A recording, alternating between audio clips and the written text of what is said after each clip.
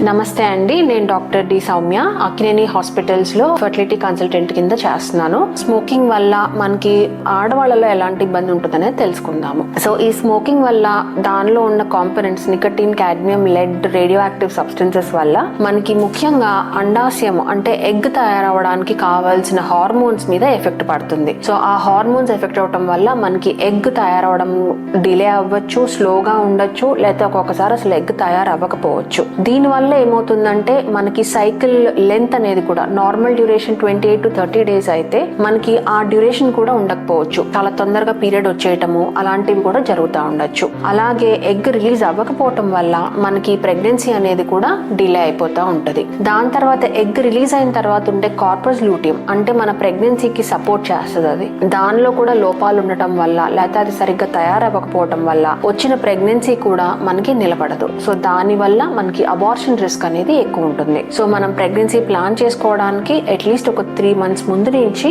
Smoking అనేది మనం దూరం పెట్టుకుంటే ఇవన్నీ తగ్గించుకోవడానికి అవకాశం ఉంటుంది. Thank you.